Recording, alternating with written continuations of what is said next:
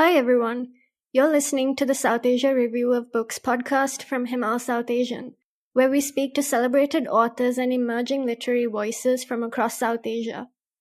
I'm your host, Shwetha Srikanthan, Associate Editor at Himal Southasian, coming to you from Colombo. My guest today is the Indian-Francophone writer and poet Ari Gautier, joining us from Oslo to talk about his new short story collection, Nocturne Pondicherry, translated from the French by Roopam Singh, and also his latest novel, Lakshmi's Secret Diary, translated by Sheela Mahadevan. A quick reminder before we get started. Here at Himal, we rely on our listeners paying support to make conversations like this possible. If you find our spotlight on South Asian literature valuable, we hope you will join them and help keep the Southasia Review of Books free for all by becoming a patron today. Blending philosophy, retellings of South Asian mythology, and the little-known history of French colonialism in India, Lakshmi's Secret Diary tells the fictionalized story of a temple elephant seeking to escape captivity.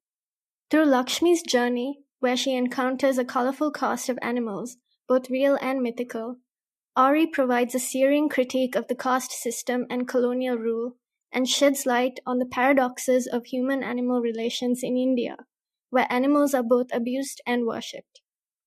In Nocturne Pondicherry, we see the city in altogether a different light.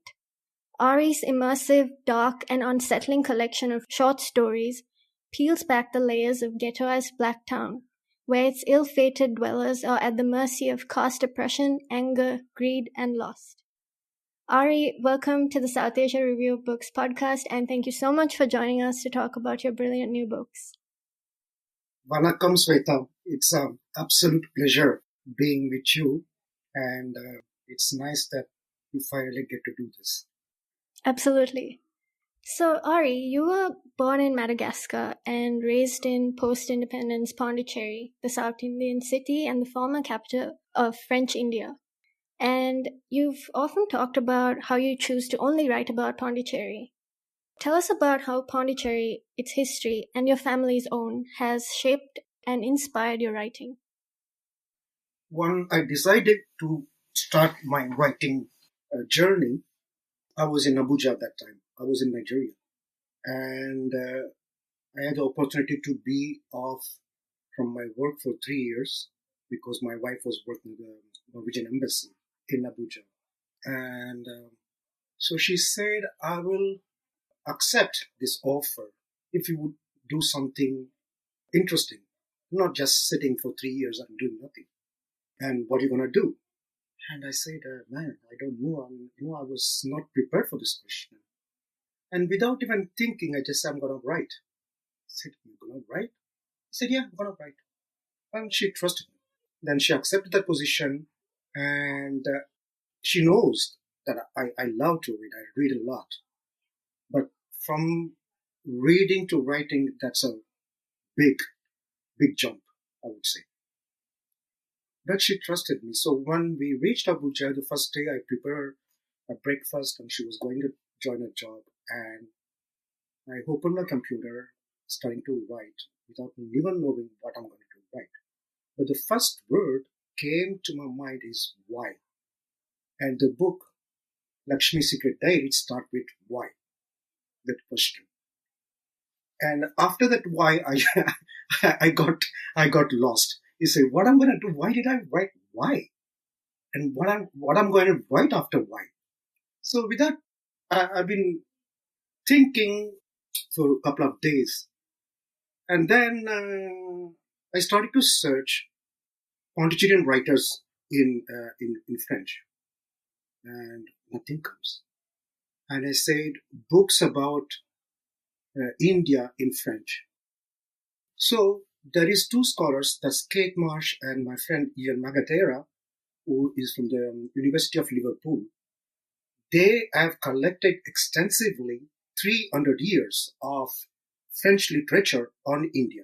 So it starts already from 1530 onwards till 2000 now. And I go to the entire thing, and you hardly find any Indian authors writing in French about India. I said, I'm going to do that. And I don't want to write about India. I want to write about Pondicherry because for 300 years they've been writing our stories through their perspective, what I call the colonial novel. The French is called le roman colonial. So the colonial novel is a very colonial perspective from a white man's perspective.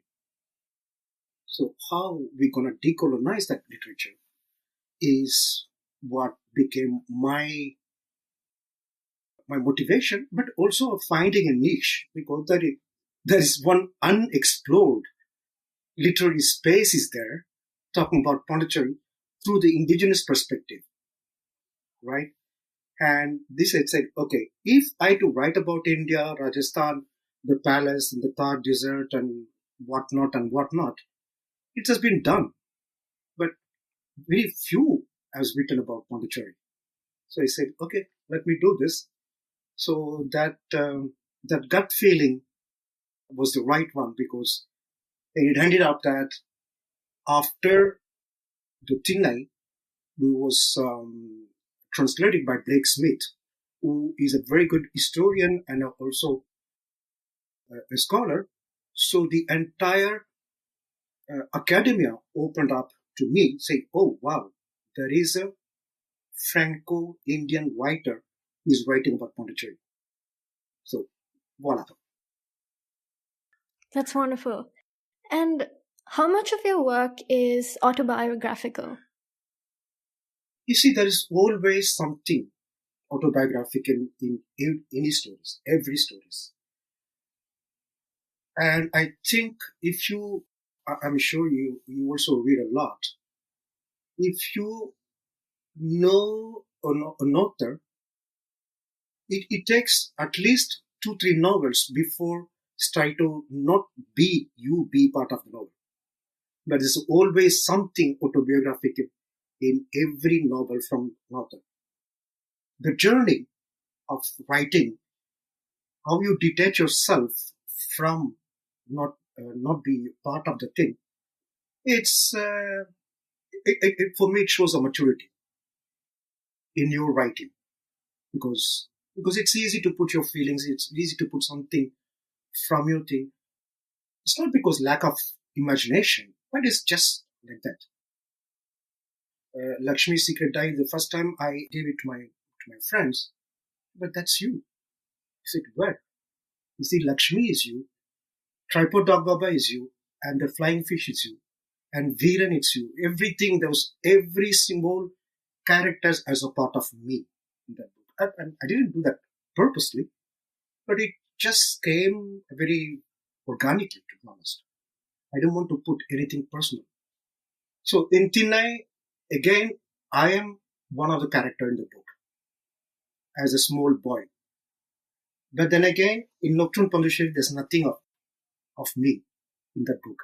So that shows the maturity of the development of a polar writer. So now I can write about anything else. So I won't be there. As a French Dalit writer with African Malagasy roots, and as a writer of historical fiction, you bring awareness to little-known histories of French colonialism in India, the largely forgotten story of indentured laborers, and also how the French civilizing mission had wiped out all traces of Pondicherry's sub-communities in India's collective memory. You also write as a part of a broader literary activist community of Creole writers from the global South who are reclaiming their narratives. Until now, no one has put Pondicherry's Creole heritage at the center of Indian literature. To capture this and more, you've coined the term Negro Dalitality, based on which I believe you've written a series of poems as well. So tell us more about this. Where do I start? Yeah, okay. So the starting point of Negro Dalitalite is quite interesting because even though my when I started to write Lakshmi's Secret Diary as a strong critique on the caste system, so that was my main object of the book is to talk.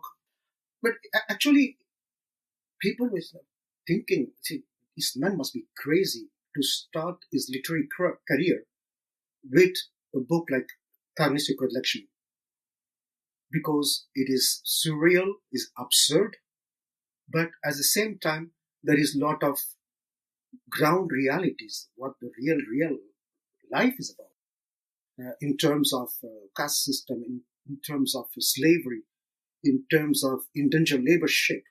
When I can talk just briefly about some characters, like, for example, Viren's mother goes from Travancore to Burma to work in the rubber plantation. That is indentured laborship, right? So that is the story of indentured laborers. And when they marooning and come back to India, and that is the slavery, history of slavery and marooning and indentured laborship.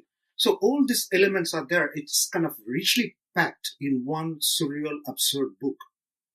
And I didn't want to make any political statement, because I was discovering myself the power of words. You read, you have a different relationship with words when you read, but when you write yourself, so the words that you've been reading become something different. And for a writer to understand the power of his own words, it takes a little time. And for me, Kaniswaka Lakshmi, however, I started with that, but then the words were maturing inside me. And when I understood the power of my words, because I'm not taking words from someone or my words coming from my imagination, I wanted to use it as a political tool. And so during the lockdown, when George Floyd died, and there was a big movement, as you know, the Black Lives Matters. Then I understood. It really touches me, that thing. And I came with a poem for George Floyd, and then I understood, because I've been writing poems since my childhood. When my poem, when you're in school, you write love poems and all kind of nonsense poem that when you are young, you want to give to a girl to impress a girl or something. But poetry as a political tool, as a political statement, poetry was the right thing. I couldn't write a text, or I couldn't write a book, but the poetry can do something which the text or normal writing can't do. And I was inspired by Aimé Césaire, Négritude, in French, a poet from Martinique, from the French Caribbean. And I was reading a lot. I'm still reading a lot. Ambedkar. And when Ambedkar and Du Bois met in Colombia, they understood that the black struggle and the Dalit struggle are common. That it's the same struggle. So I took the Négritude from Césaire, and I had Dalitalité, so it became Negro-Dalitalité, which is biologically, that's what I belong to. And even that word, like, for example, the N word is become some word not to be used. But in French, it's very common to use nègre. It's how you reappropriate the word which was insulting at one point. And that is the beauty of Aimé Césaire, to reclaim that nègre, négritude, and make it an aesthetic of the word and a poetical movement. So I like that idea. And and then people said, but you are a Malagasy, but what is your connection with the Negro community? That I understood when I first went to Madagascar in 2006. Yeah, because I didn't go to Madagascar for 45 years, because I lost my mom in Pondicherry. So that link was cut between Madagascar and Pondicherry and my mother's side. So the first time when I went to Madagascar after 45 years, I meet my family, and suddenly they showed me one picture, the entire family. And as you know, Madagascar has very diverse ethnic groups. And my mom comes from the Marine ethnic group, which is a mix of Indonesian heritage and Black heritage. That is the Marine ethnic group. So they look little Asian, but at the same time they are African. But then in that entire the family, there's one person who's standing was an African. I said, "Who is this?" "But that's your grandfather." So I never knew that my grandfather was an Afro descendant. And they brought them as slaves at one point. So then I understood where my Black biological connection. So not only I'm Black from my mother's side, I'm a Dalit from my father's side. So, the circle is so simple. And then that's how we became Nego Dalitalite and make a lot of connection between those two struggle, the Black struggle and the Dalit struggle.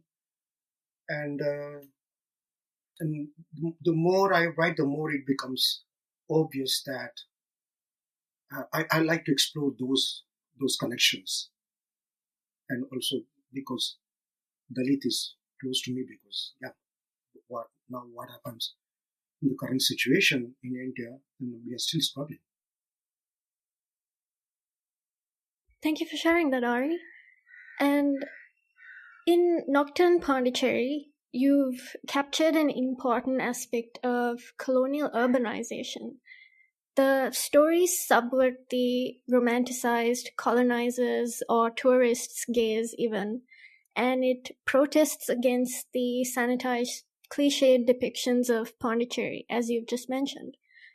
And you force the reader to look beyond the tidy avenues of White Town, its French-style villas, upscale restaurants and cafes, drawing the reader across the canal to the ghettoized Black Town. You set the scene describing, and if I may quote, an infernal ghetto, a hub of vices where alcohol, prostitution, gambling, drugs, hooligans, henchmen, and lost souls found their bearings in this depraved little island. In the evening, these simple beings turned into vultures, transforming the otherwise peaceful place into a crematorium, where living cadavers danced on the ashes of their misery. End quote. Tell us about how you've captured the chaos and complexities of Pondicherry and its people in your short stories. That's a mistake I think we shouldn't keep on doing, because the exotic gaze of India through these 3 centuries of colonization, right, has been a part of French literature culture. See, and when you are part of a literary movement, how to not make the same mistake, to give the same exotic gaze to the readers. And already in Karnisukha Lakshmi, I never talk about palaces. I don't talk about. There's one small, reference to palaces. That's in Orissa. The Prince Manmat is because he's my friend. The Raja of Shivendra Raja is my friend. So I just want to give a kind of clin d'oeil to my friend. But otherwise, I don't talk about palaces. I don't talk about snake charmers. I don't talk about fakirs. And this is like the cliches of India, which has been put to us for 300 years. Now I'm going to Réunion Island in 2 weeks' time to talk about the representation of India in the French literature. So that is the theme of the conference. So I want to move away from those images, be it in Karnisukha Lakshmi and Tinnai again. The colonial urban project, right, is very interesting when it comes to Pondicherry. And when you live in that geographical space, you also understand the social structure, because the social structure has to do with the colonial space, with that geographical space. And Pondicherry has that very peculiar thing. It's not only the only divided city. There's a lot of divided city all over the world. Like even Chennai is being divided city. But here, it's a divided city. But interestingly, each and every streets I'm talking the Tamil quarter, right? Each and every street is based on caste. There's a Chettiar street. There's a big community street. There'll be a Paparataru, Brahmin street. So each and every street is based on caste. So means a person from another caste can't enter can't live in the thing because it belongs to a particular community. So that has been there during the colonial time. But at the same time, that's where it becomes even more interesting. Before the arrival of French, a person belonging to a particular community couldn't enter the other street. So there was no kind of free circulation. So when the French came, because they want to build up a kind of social coherence, and they banned that kind of non-written law, and the French allowed to the free circulation. So that shows also the complexity of colonial system, of colonization. It is doing something, but it opens up something else. So we cannot just say in a Manichaean approach, black and white, it was bad and it was good. No, this is more complex. It's a colonization. In some places, not here to glorify colonization. In some places, are more kind of negotiation all the time between the colonizers and the colonized. It's not just like people were waiting for the colonizer to come and take over the entire thing. No, it's a negotiation, ongoing negotiation all the time. And that I understood by more and more reading about the history of Pondicherry, that there was all the time negotiation between the white people and the Tamils of Pondicherry. So that urban space with the canal, the white town and the black town in one side, I've been lucky, to be honest, to have lived all over Pondicherry. I've lived in the slum. I've lived in the best, the white town. I lived also in the Tamil town among upper caste people. So I understand, I know how these people, how the city lives. And so currently the Nocturne Pondicherry, it's again to tell that because now Pondicherry has become a capitalist project, right? We are catering Pondicherry as the Paris of India, because in one point you're glorifying colonization. It is all this beautiful architecture, which is they're renovating every single day. Pondicherry has become, that's what I call, it's a TikTok city. You know, it's a TikTok city where people are coming and taking picture and posting on Instagram and exploding the entire social media, but without understanding who the people are living behind this, inside these houses. What is Pondicherry social? What is Pondicherry as society? And then again, that is from, let's say, from the sunrise to the sunset. And even suddenly, lately, I was reading something. Yeah, some blogger is saying, and it was a blogger. He said the beauty of Pondicherry, from the morning, people are walking on the cookshop hall, running, jogging, this and that. And then comes like 9 o'clock, and then he says the evening sets on Pondicherry. So what happened after 9 o'clock? Don't we leave? So it's also kind of challenging the colonial time, because the colonial time has made a curfew after 11 o'clock, everything should be shut. Restaurants, hotels, bars, and everything. So what is a city after 11 o'clock? And when I go to Pondicherry, I don't sleep before 4 or 5 in the morning. I just roam around. I observe, I smell, I feel the city. And when I feel the city, I'm not going to feel the city just sitting in front of the beach and the sea and just watching this. I need to go to places where nobody goes. So this is what Nocturne Pondicherry is about. And interestingly, I was acclaimed by my community. I said Franco Pondicherry community, because they were happy to have the first author who getting international recognition and visibility. So Tinai, everybody loved it. Oh, this is reminds us of our youth and all these things. Carnegie, they liked it also, but Nocturne Pondicherry, I got lynched. I got lynched. They say, you cannot write about Pondicherry like this. You were showing a bad image of Pondicherry. And that's what a writer has to do. I'm not here to give a polished image of something where I know atrocities are happening in that city.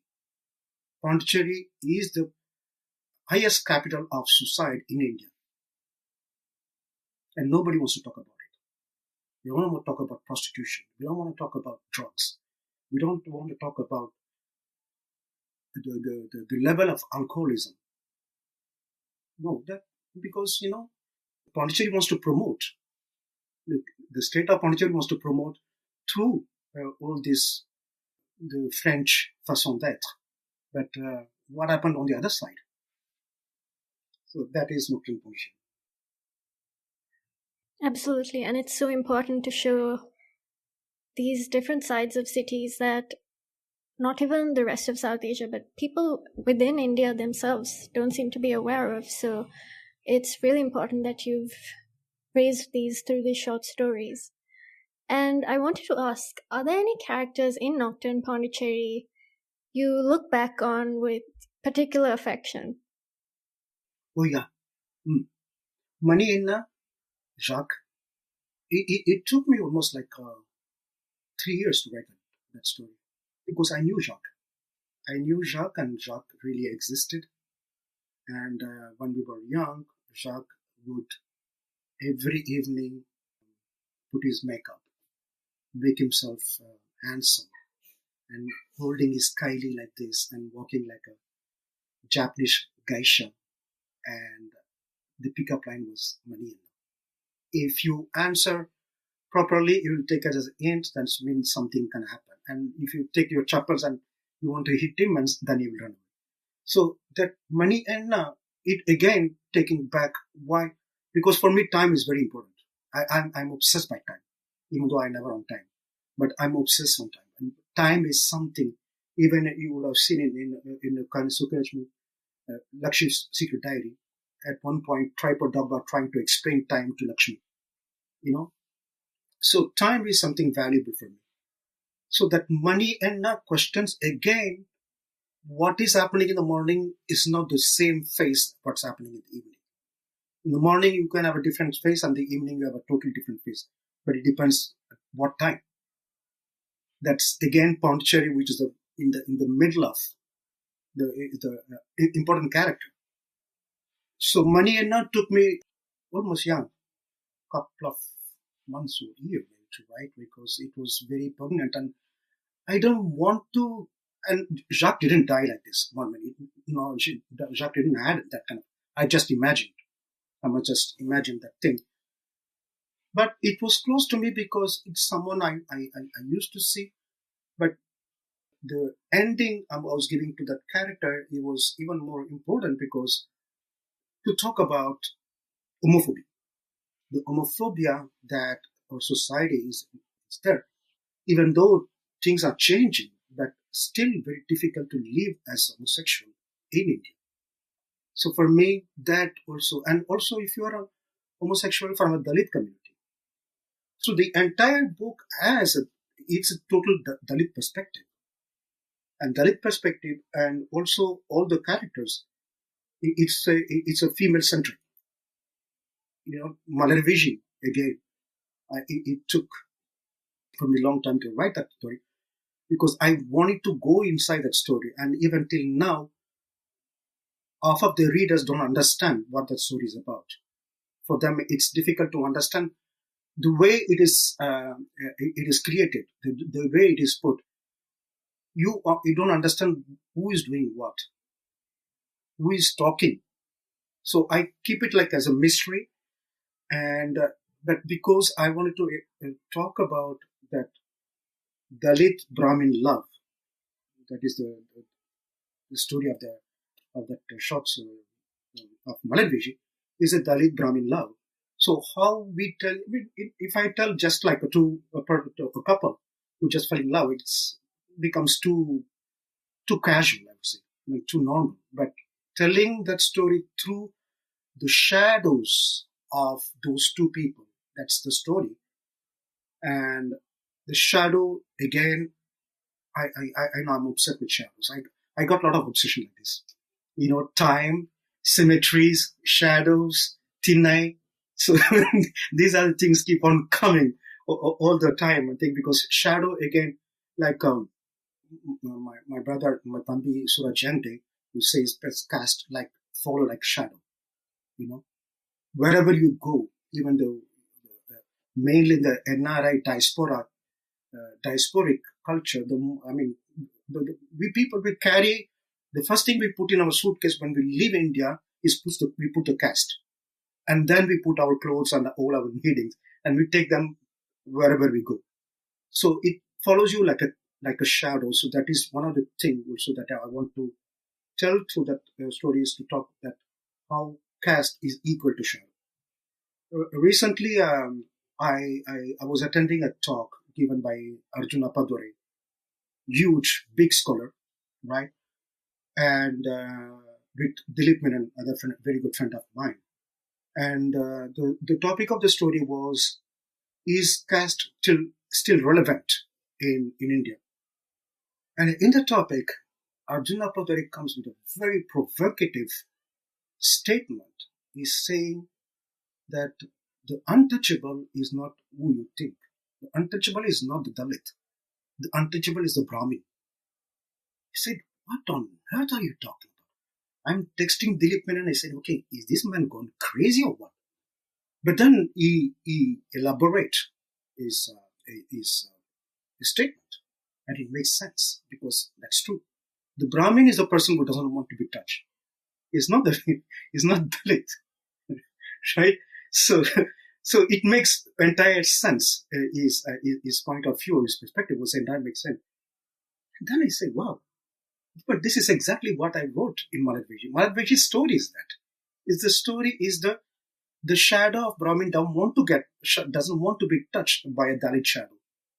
So without even knowing, I was already written about it like almost 3 years before Arjuna Padare's point of view. So I find it quite fascinating, and I like that idea of when I read that, the public will understand what I'm talking.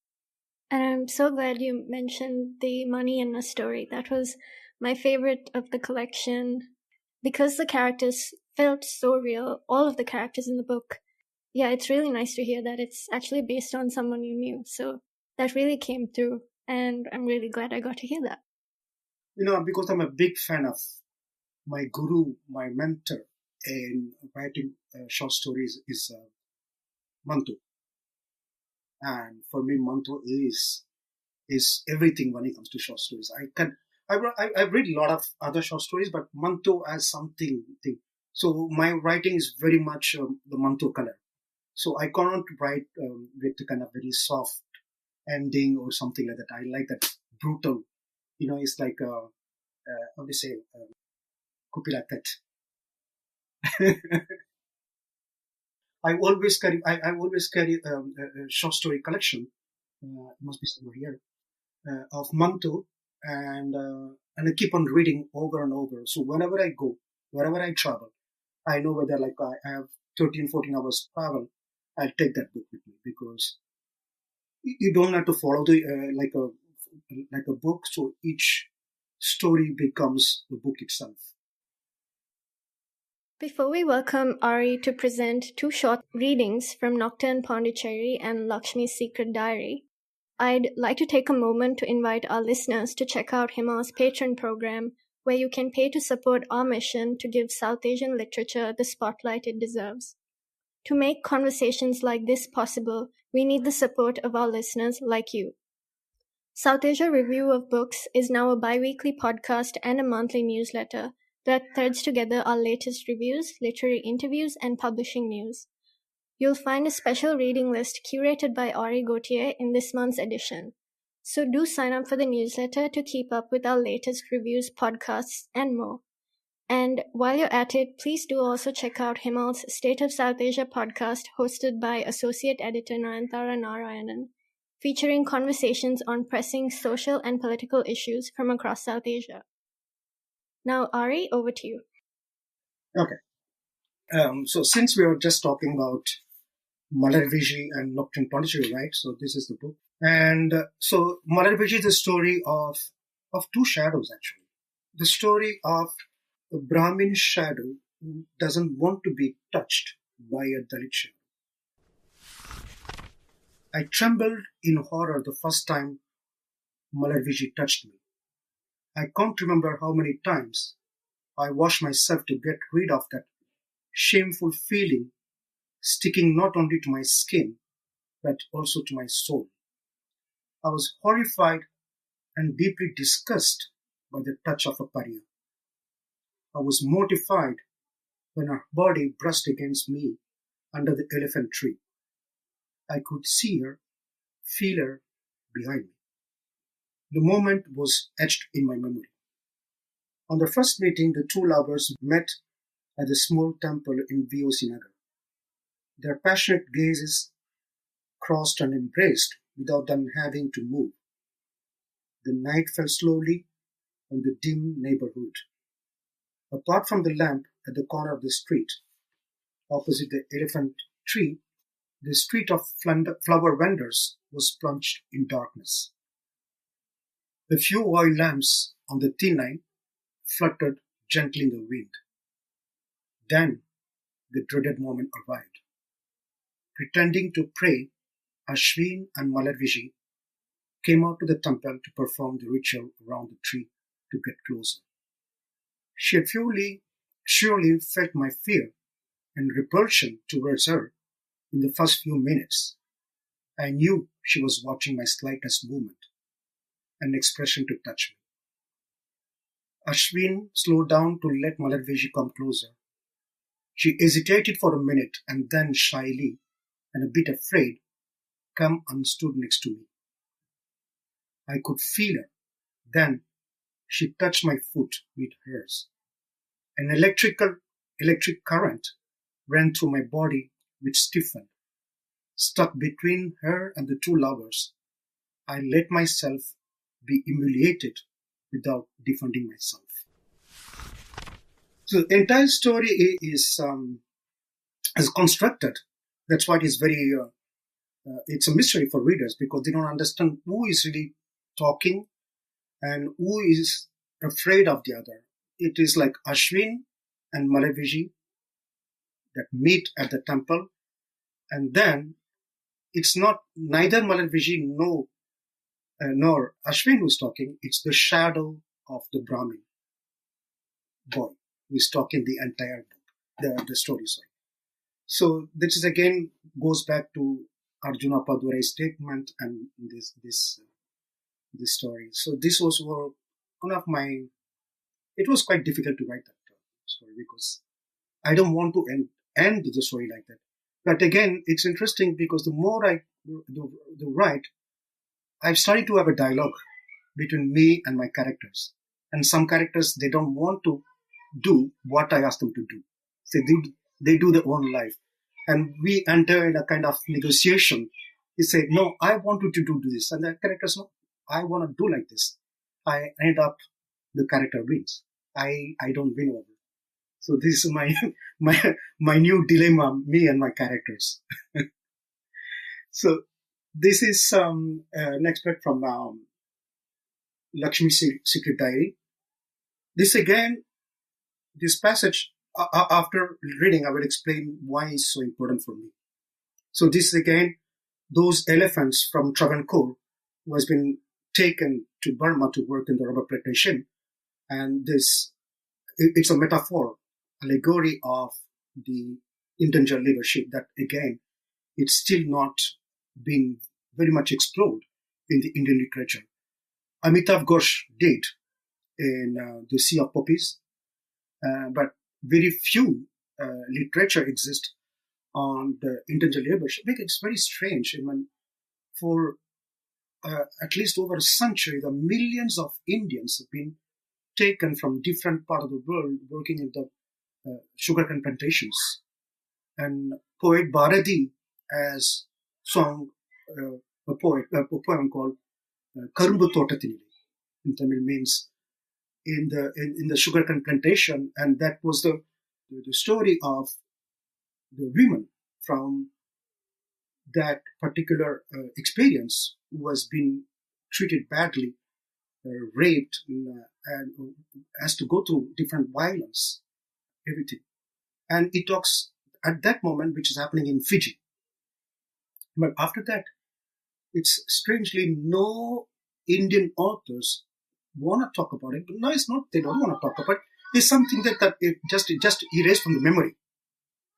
And for me, if you want to talk about Pondicherry, you cannot talk about Pondicherry without talking about the indentured labor ship, because most of the places like the French Caribbean and the Indian Ocean, Mauritius, Réunion, Seychelles, they were taken from Pondicherry. Again, this is another side of story that nobody know, that all these people who went to Guadeloupe, Martinique, Fiji, Trinidad, and all over, they are people from Pondicherry. So it was important for me to take back, to claim that story. So that's why I write a lot about indentured labor ship, because that's another side of the Pondicherry history. And it was on this night that reeked of blood, death, and rain that we found freedom. This barren night, without moon or stars, filled with dark, rain-soaked clouds, a night which was bleak and macabre, but also life-changing. We set off aimlessly, walking through the jungle in silence, waiting for day to break to make a decision. The following day at dawn, when the first rays of sunlight appeared, we stopped walking. We have already covered a good distance, and we were far away from the camp. We no longer needed to fear any potential retaliation arising from yesterday's battle.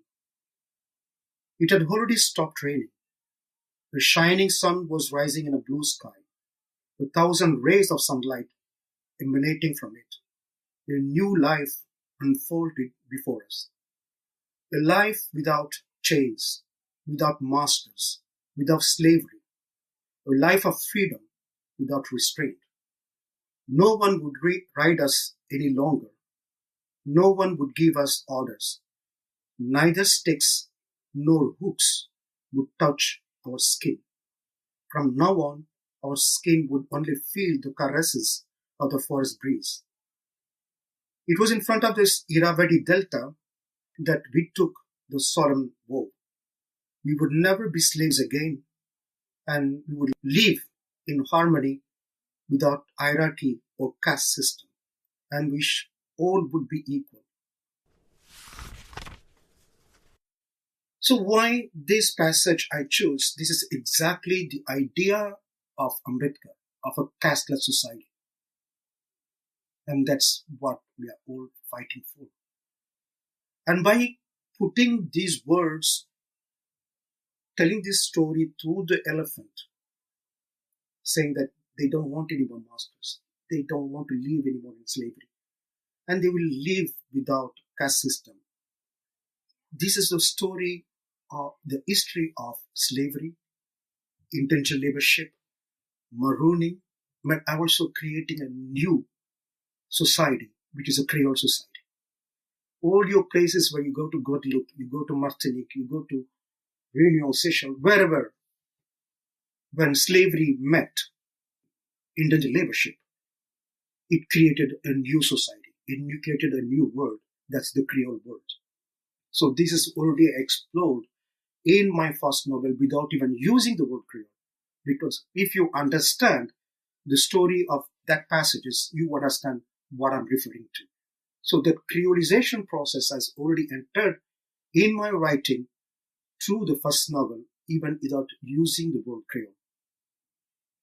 But in my second novel, I talk about the Creole community on the Tinai. In the Tinai, I wrote about the Creole community, Creole food and everything. So this is not something it comes to me just like that. But I've been already exploring those Creole elements in my writing. Ari, thank you for those readings. Let's talk a little bit more about Lakshmi's secret diary. The story of the temple elephant, Lakshmi's real-life counterpart, is well known across Pondicherry, and she also tragically passed away in 2022.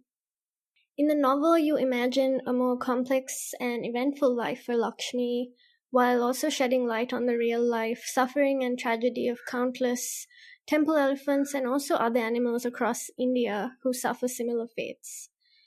Tell us about why you've chosen to highlight these aspects of animal-human relationships in India as a way to give a broader critique of caste.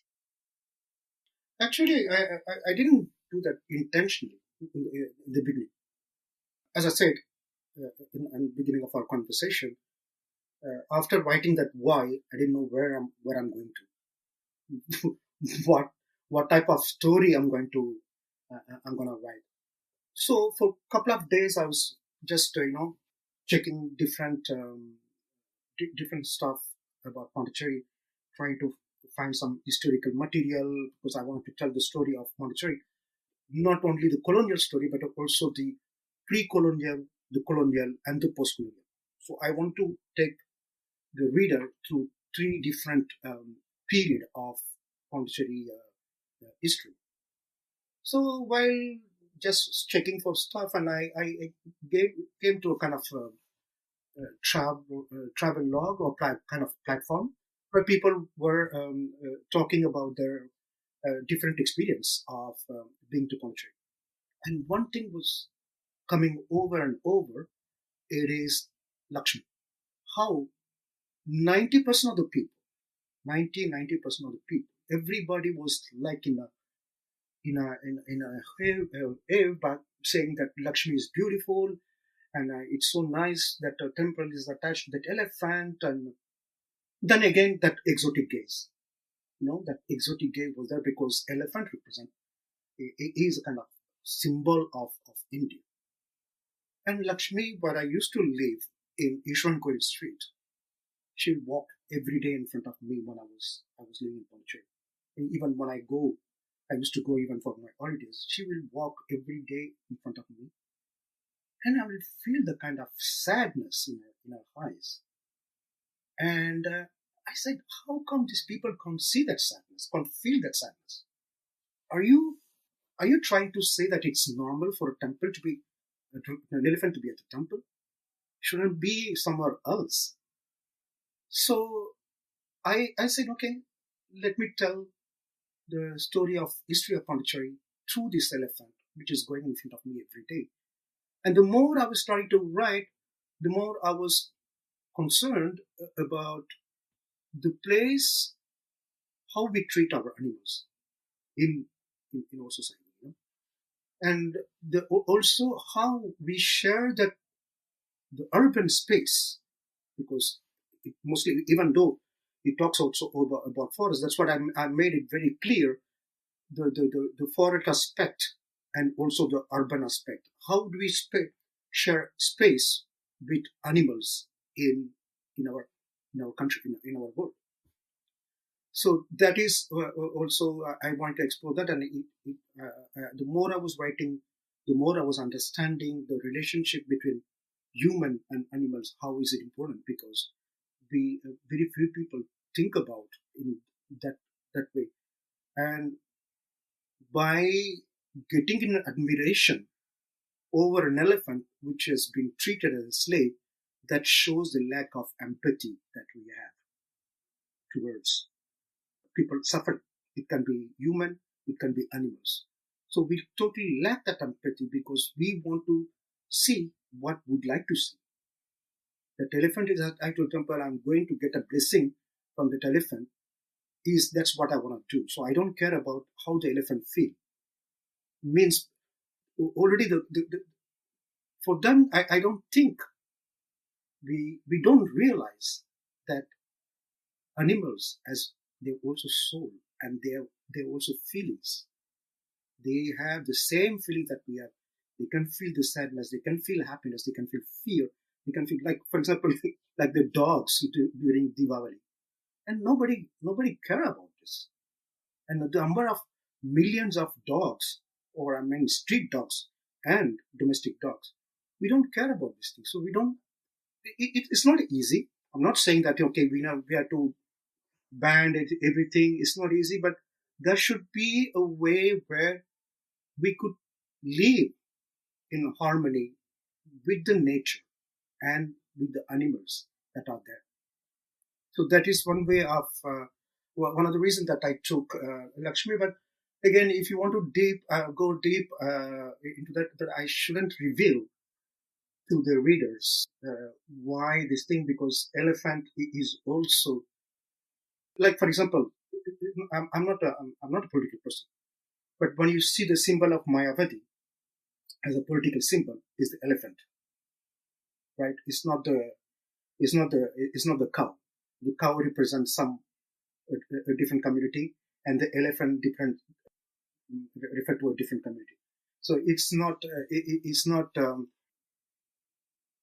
deliberate. It's a deliberate choice for Mayavadi to choose the elephant as the symbol of our party, because it takes back to the Dalit experience, because elephant is the remover of obstacles, and that's one of the reasons that I choose that thing. No, I didn't choose for that moment, but I can associate later on. I understood the association between that Dalit experience of that elephant, who is actually a Brahmin.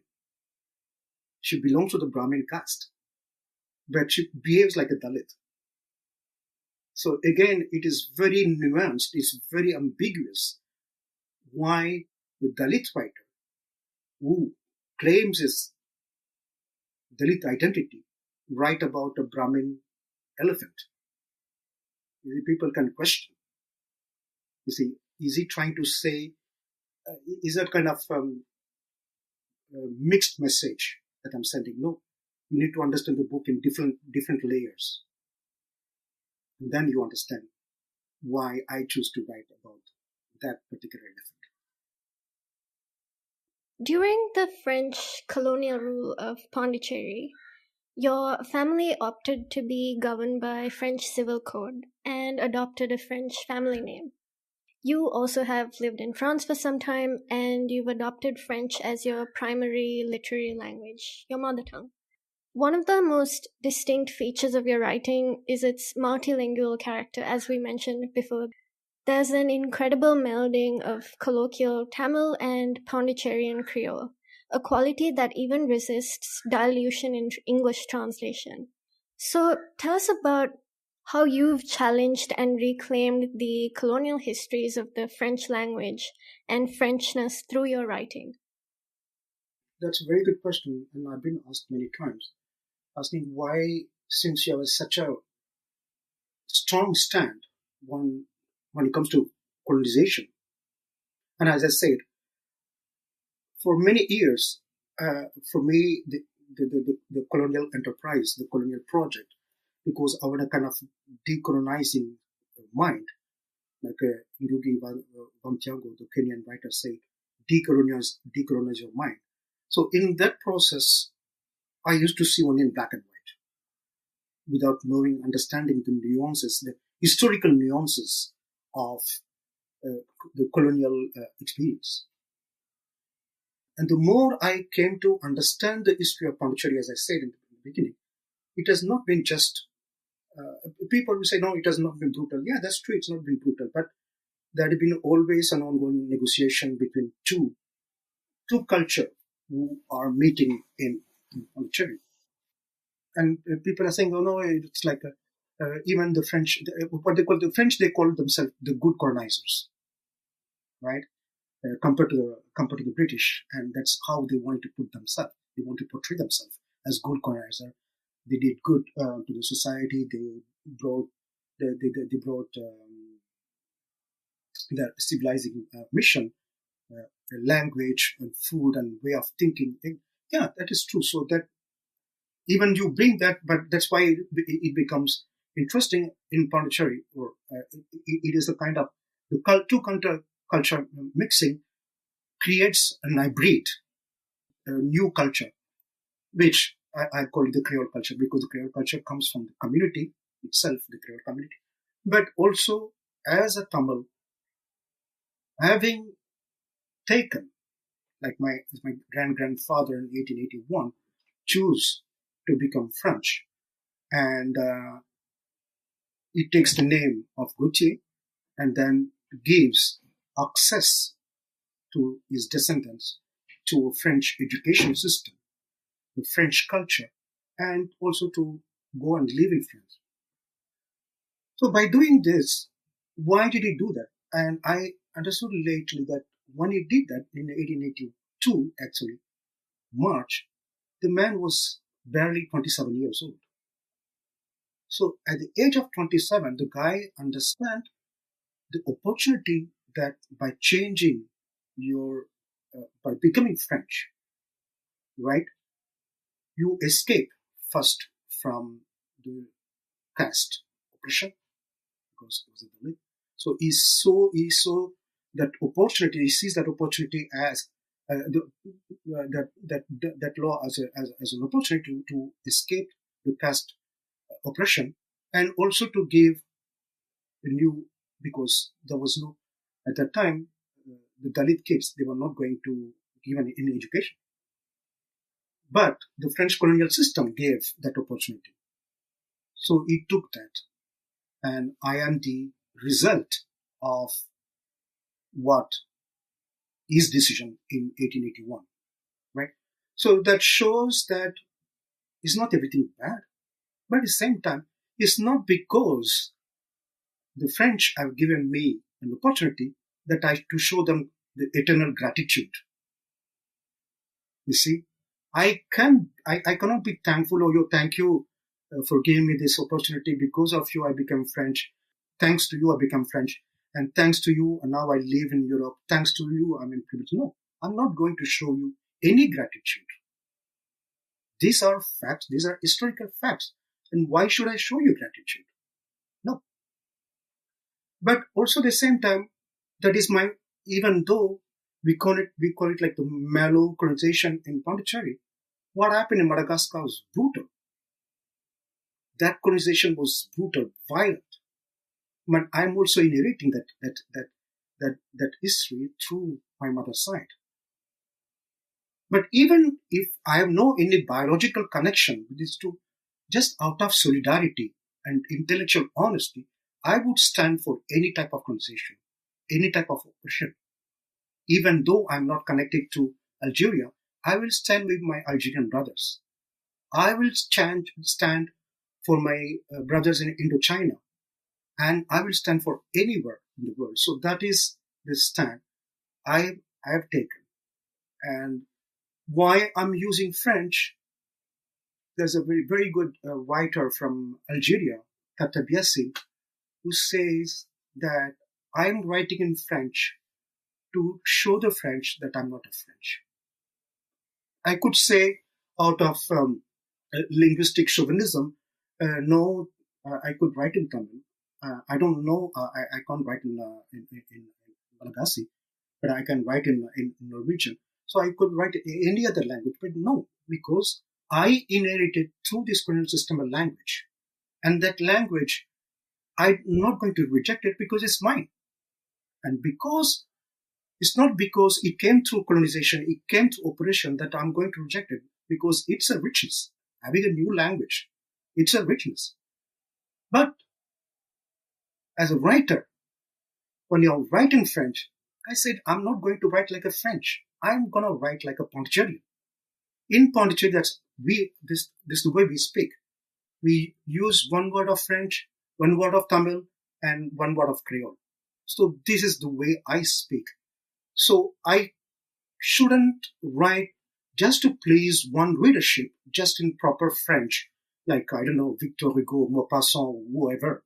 No, I'm going to write my own way, and that is my style. So if I put a Tamil word, I just want to put a Tamil because that's the way we speak. And if I give an explanation to that word becomes foreign to me. So that entire sentence becomes foreign to me, because by explaining someone, you said it's not part of me. So it's also my identity. So that is one of the reasons that my writing is put with different words, and I also do it purposely now. But I did it unintentionally in the beginning. Now I'm doing it more purposely and more even complicated because I take words from other Creole words. I take words from Réunion, I take from Mauritius, I take from Madagascar, from Guadeloupe, Martinique.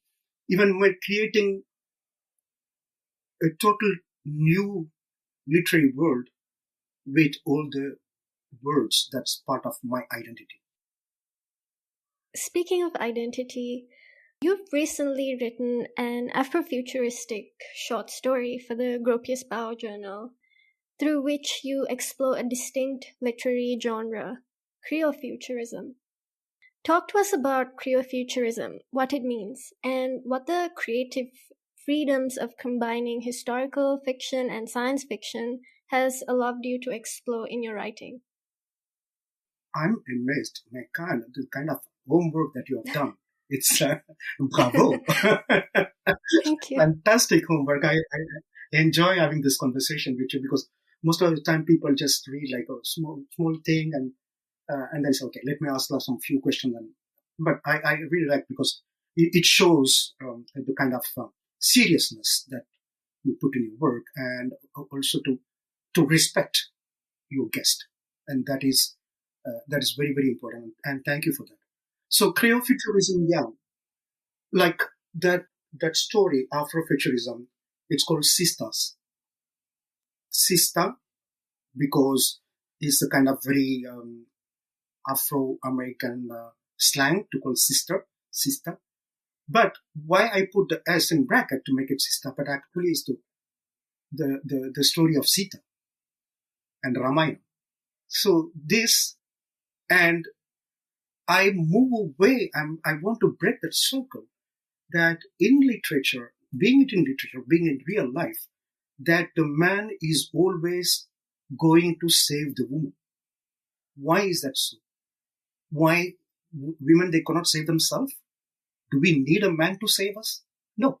So I'm taking the other way, is these two women who are going to save a man who has been enslaved, who has been taken away from his country to another country as a slave.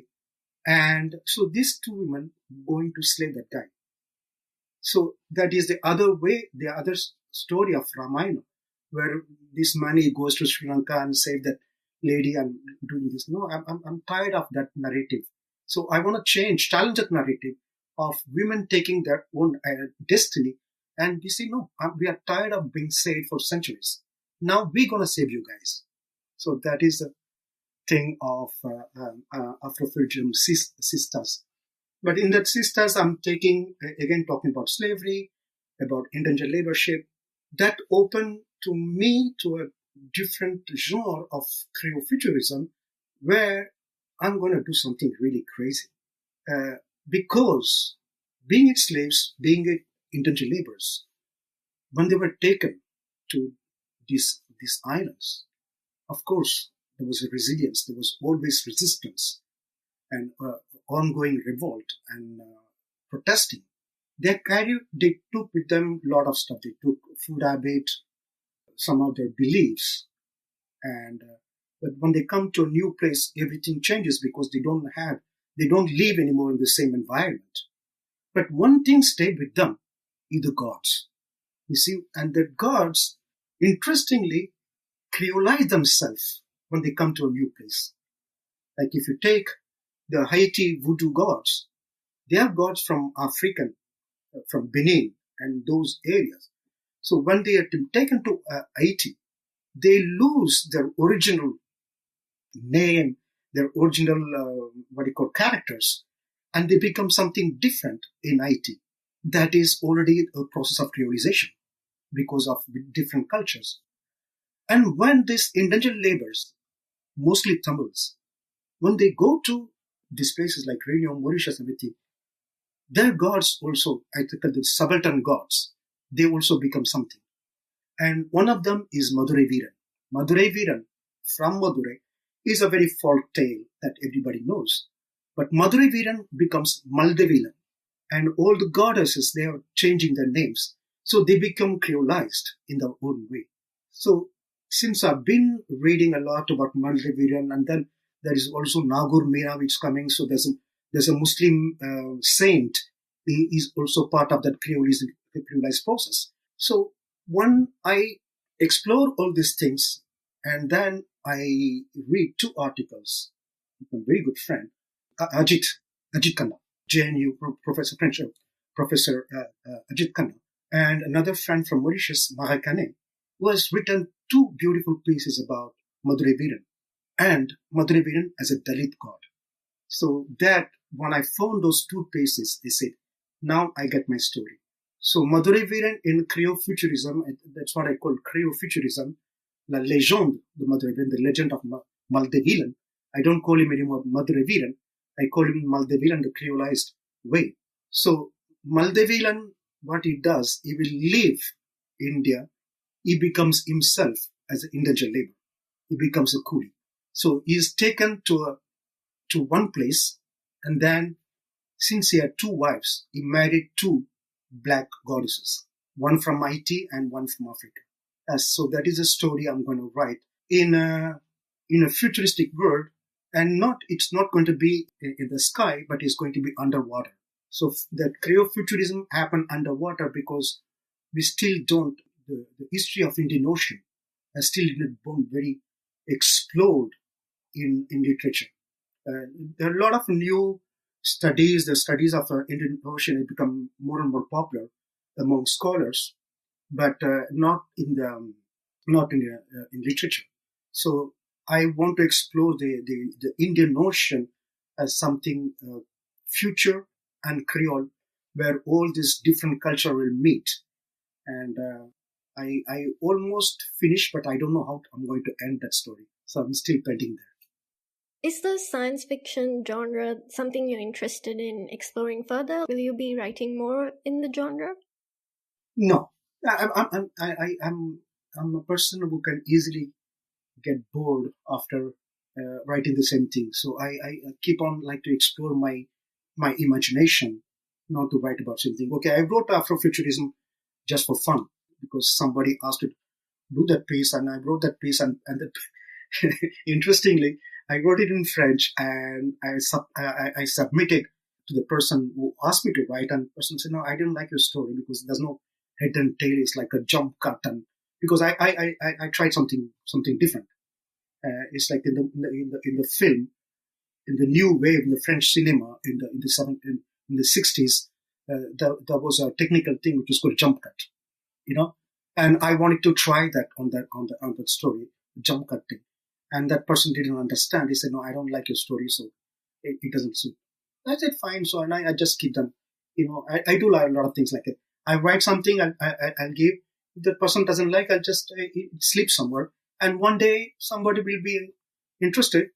And when Gopius asked to write, and tell them, saying, "Wow, this is fascinating." So they translate into English and then into Germany. So yeah, I'm Afro-Creo-futurism. I don't think I will do anything in that genre. You've often noted that the French have always written about Pondicherry through exotic imagery and colonial fantasies. The few books depicting the place are often riddled with stereotypes and cliches, as you've mentioned. But in your writing, you show a different side of Pondicherry and its communities that rarely find their place in literature. So, who would you say are your literary forebears, those who have influenced you the most to move Pondicherry from the periphery to the center and give it the place that it deserves in Indian literature?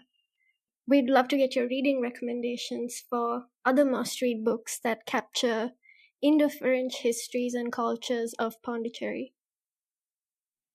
Unfortunately, I'll be very boring because those are like all academic books.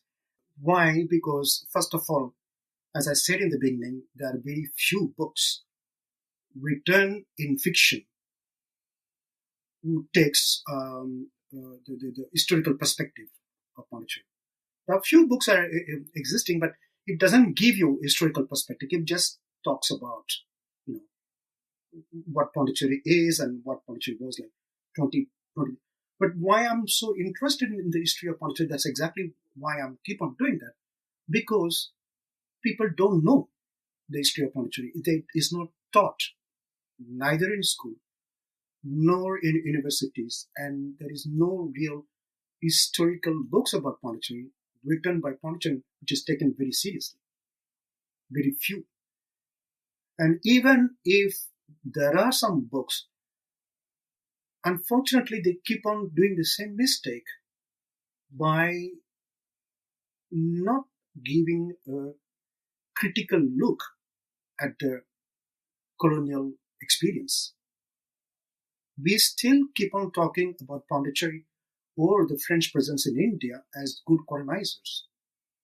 And we don't understand the impact it created without knowing the violence which is happening in the society, even now. And it's even happening more and more obvious why that decolonization process was a failed process. It's failed. And people who live in Pondicherry now, they're going to suffer from it. It's starting now because of this new system or this new policy by the Pondicherry government, who wants to promote colonial history and the French presence in India as part of a selling point for the touristical purpose. It is very critical, but we are not. That's one of the reasons I wrote this Nocturne Pondicherry. We have not coming. We have not. We're not seeing the danger of what is happening, because one day is gonna go really ugly. I'm not trying to be very dramatic or trying to portray a thing, but I feel the pulse. Last time the 2-3 times I visited Pondicherry, I've been talking to several people, and they understand that is the gap is is widening every single day between the white town and the black town. And the day that canal, which at one time was invisible, is more visible now, in terms of mainly because of the new economical situation. So that's why some of the books that I really love, like for example, Jessica Namakal's book, The Unsettling Utopia, is an amazing book written very courageously by this author, because for the first time someone is really pointing the finger historically, saying that what is happening in Pondicherry, it's a failed decolonization, by putting a very, very important landmark in Pondicherry is the Sri Aurobindo Ashram and Auroville. So which people, each and any tourist coming to Pondicherry cannot go without seeing the ashram, the Auroville. And the ashram is in the White Town.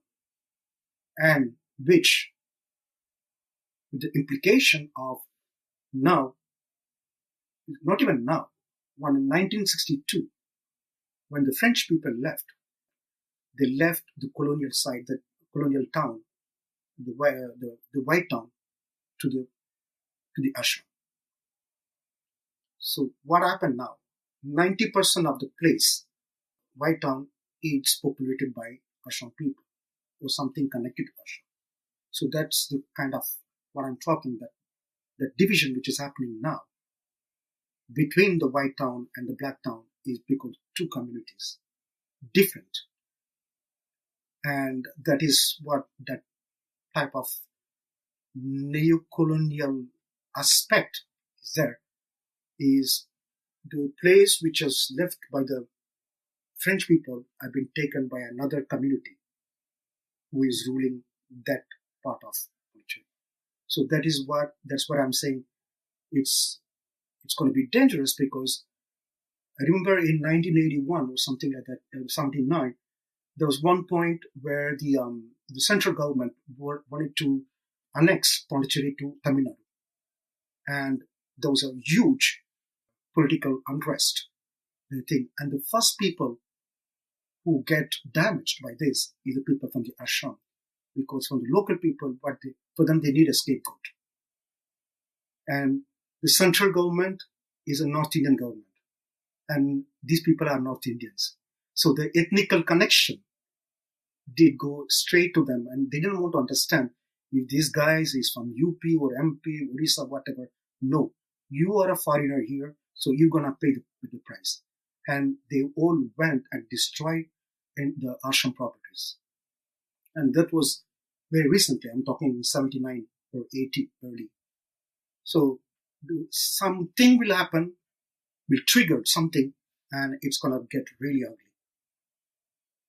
So that is my first book, Unsettling Utopia, from Jessica Nomical. Fantastic book that I really recommend. I love. The second one is The Colonial Offer, written by Dana Agmo. And again, this is a story about Nainiappa Dubash, who get very badly treated by the colonizers, by the French, and it became really a scandal. It was really a scandal at that time. But why is that important? Because again, that historical perspective, that it was not, one would say that good colonizers. No, they were also violence. There were also injustice made. So when people want to go through Nainiappa Street, they need to understand, they need to remind that what happened during that time with colonial affair. The third one is Towards Freedom in Pondicherry Society and Economy by Jean-Baptiste Moore. A very interesting book, which I love. For the first time, it talks about the local common person, not only the elite who were involved in the independence negotiation. When we talk about the elite, the French Pondicherry independence, we talk about the same people, Mr. Goubert, Mr. Sarvana, Visubaya, but there are other people also there. So this book shows, even though what is more, I like the book more because these are the people I used to see them. You see, like Mr. Clemenceau is one of the things. Mr. Clemenceau was living like 200 meters from where I used to live, and I never knew that Mr. Clemenceau was a freedom fighter. You know, so when I see those names who used to live close to me, so I get even more attached to these people because they are the people I saw them. So that book is very interesting to understand the total negotiation during the independence. And the other one is Beyond the Sky from Prapanchan, which I love. And Prapanchan and I, we used to have a strong argument on this. It's called Beyond the Sky, Vanam Vasapadam in Tamil. And it's one of the very good book written the period during duplex. And the entire book is based on Ananda Rangapillai diary. And it's a magnificent book. But I always disagreed with strong disagreement with Prapanchan, which I used to call Anna, but of course he's a senior to me. He said, Anna, your entire book is biased. I said, why? And he used to get very angry because it's only based on Ananda Rangapillai, and Ananda Rangapillai is biased, because Ananda Rangapillai diary, he was paying people to write about him. There's a kind of self-glorification of Ananda Rangapillai being everywhere. Ananda Rangapillai was there. Ananda Rangapillai was here. Something happened here, he was there. So the entire diary is written through a kind of biased perspective. So for me, I never take Ananda Rangapillai as someone very, very, I will not take it as a historical material. Some of them, I'm not saying all, but some of them is like little overrated. Ananda Rangapillai is overrated for me. So again, I think I'm going to make a lot of enemies after this. I need to do something controversial whatever I do. So this is my controversy about Ananda Rangapillai. Controversy is most welcome on the podcast. But Ari, thank you for those excellent recommendations. And to wrap up our conversation, tell us about what you're currently working on and about your forthcoming work. Now I just finished, because for 3 years I've not been publishing any books because, every time I finish something, the translation take as much time that to write to some. So I've been working on the Norwegian translation. I've been working on the Lakshmi Secret Diary and then Nocturne Pondicherry. So now this is done. I thought I'm going to finish, but now I'm working on the Tamil translation of Timay. So that is coming out soon. But in between, I managed to write 2 short story collection. The first one is about the streets of Pondicherry. Again, I'm going to talk about the urban because for example, we talk about, when the tourist comes, even you, when you leave, why is this street called after this person? Like Nainiappa Pillai, for example. There's a street, Nainiappa Pillai Street. But nobody knows about Nainiappa. Nobody knows the historical aspect of the street. What was the street before the arrival of the French? And why is it called after the person? So I taken different streets of Pondicherry and tell the history of those streets through that person, but in the more absurd and surreal and witty way, because again, Tripod Baba is coming. Lakshmi is there, and then there is one main character, is a Koravan. Koravan is a tribal person. So the Koravan is a drunken Koravan, and Tripod Baba is what is. So these 3 characters will go and roam around entire Pondicherry and trying to explain why exploring again the urban Pondicherry, the colonial urban. And the second one is memory of, it's called Mémoire de Caneret in French, but if I can translate it, kind of memory of plantation, but that title has been already taken by someone, so I'm not going to use the same title. So, but Mémoire de Caneret, again, I'm exploring the women perspective in the plantations, how these women went and lived in those plantations. Not only, of course, there was a violence, but it was also kind of freedom. They could choose their own identity, their own life. They could choose their sexuality. They could choose how they want to live. So I'm trying to kind of free the women of the plantation by choosing. Like one of the first story I wrote, it's published in Manua magazine of Hawaii University, where that lady goes and from Pondicherry to Reunion Island, and she loses her husband, but instead of coming back to Pondicherry, she stayed back in Reunion, and she takes 2 lovers. One lover is a man from Tamil lover, and the second lover is a woman from the black community. So by this, I want to show that they can choose their own life, they can choose their own sexuality also. So that is 10 stories with, on different women who went all over the world in the plantations. That's amazing. I can't wait to read those books when they're out, and also to re-encounter the characters from Lakshmi Secret Diaries again.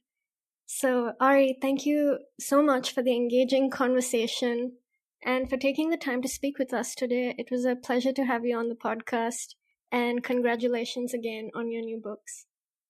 Thank you, Shwetha. It was an immense pleasure talking to you. As I said, sometimes I just get bored to say over and over the same thing, because people ask the same question. But I like the way you did your homework. I like the way you understand the writing process, but also the story. So it's my pleasure. Thank you so much.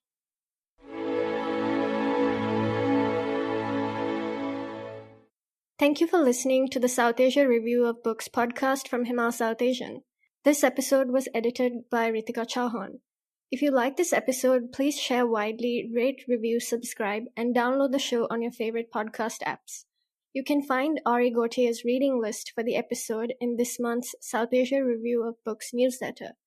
You can find the links to subscribe and listen to previous episodes on our website at himalmag.com. What we do and what we love doing at Himal is really looking at South Asian literature like no other. And that gives us a very unique community, viewpoint, and the privilege of making conversations like this possible. So if you'd like to help us out, please do become a paying Himal patron. We have a great program with lots of perks, including Himal's iconic right side up map, and we'll welcome you to a fantastic Southasia Review of Books community. Thank you again, and until next time.